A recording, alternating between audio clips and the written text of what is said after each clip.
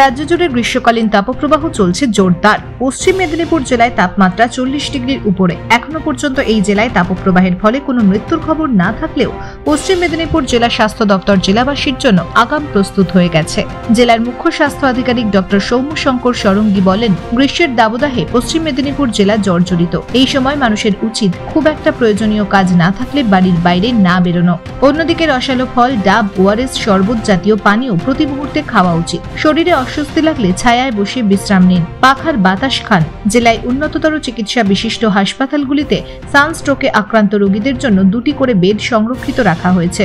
পাশাপাশি রয়েছে শীতাতপ নিয়ন্ত্রিত যন্ত্রেরও ব্যবস্থা। জেলার অন্যান্য যে সমস্ত হাসপাতাল বা স্বাস্থ্যকেন্দ্র রয়েছে সেখানেও সানস্ট্রোকে আক্রান্তদের জন্য চিকিৎসার ব্যবস্থা করা হয়েছে।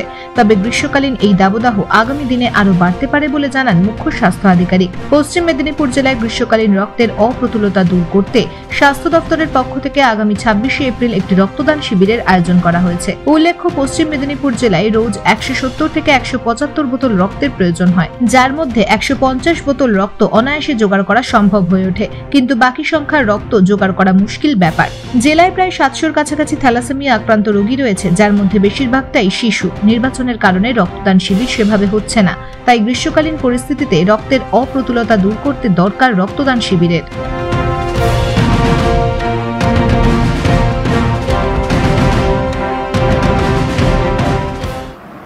এবারে সত্যি যে পরিমাণ গরম পড়েছে আর কি, এবং সূর্য যেভাবে সারাদিন তার দাপট দেখাচ্ছে, তো আমাদের জেলা স্বাস্থ্য পরিবার কল্যাণ সমিতি সে সম্পর্কে ওয়াকিবহাল।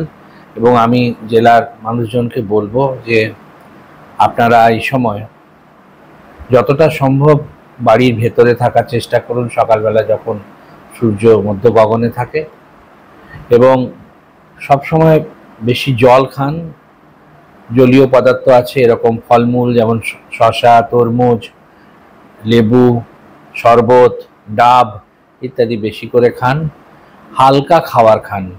অনেক সময় যদি পরিশ্রম করেন, রৌদ্রের মধ্যে বেশি হাঁটাহাঁটি করেন, সেক্ষেত্রে শরীর খারাপ লাগতে পারে। হঠাৎ করে মাথা ঘোরালো বা প্রচণ্ড ঘাম দিল এবং অস্বস্তি হলো, প্যালপিটেশন হলো, সেক্ষেত্রে কিন্তু আপনাদের সঙ্গে সঙ্গে একটা ছায়াযুক্ত জায়গায় যাওয়ার জন্য পরামর্শ দেব, এবং সেখানে পাখা দিয়ে ভালো করে হাওয়া দিন, এবং তার সাথে বরফযুক্ত জল যদি না পান ঠান্ডা জল দিয়ে সারা গা মুছিয়ে দিন, মাথা ধুইয়ে দিন, ভালো করে হাওয়ার জন্য ফ্যানের তলায় শোয়ান।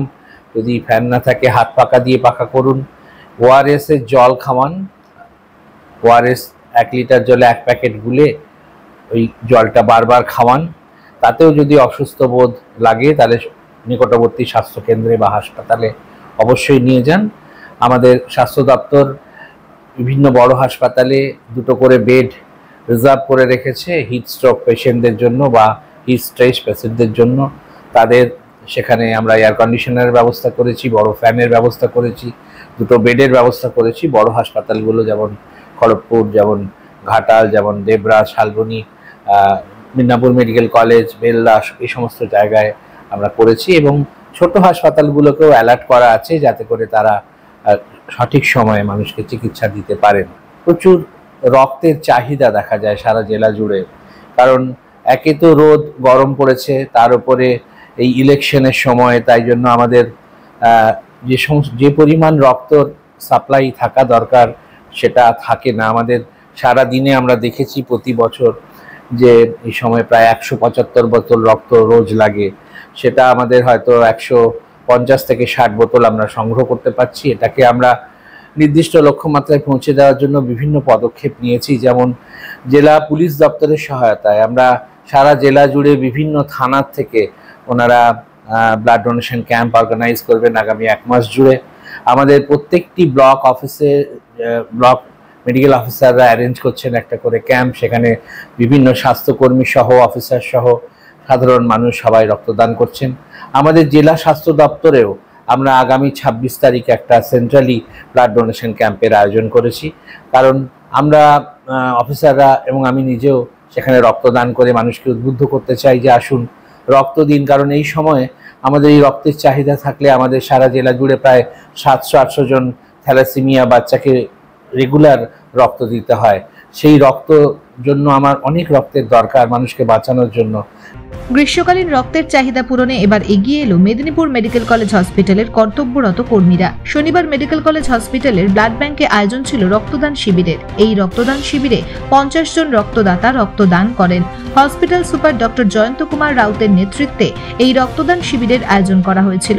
মেদিনীপুর মেডিকেল কলেজ হসপিটালে রক্তের যে ব্যাপক পরিমাণ চাহিদা রয়েছে তা পূরণে হসপিটালে কর্তব্যরত সকল শ্রেণীর কর্মীরা এই রক্তদান শিবিরে অংশগ্রহণ করেন। আগামী দিনেও এই ধরনের রক্তদান শিবির হবে বলে আশা প্রকাশ করছেন আয়োজকরা। Bureau report, news square.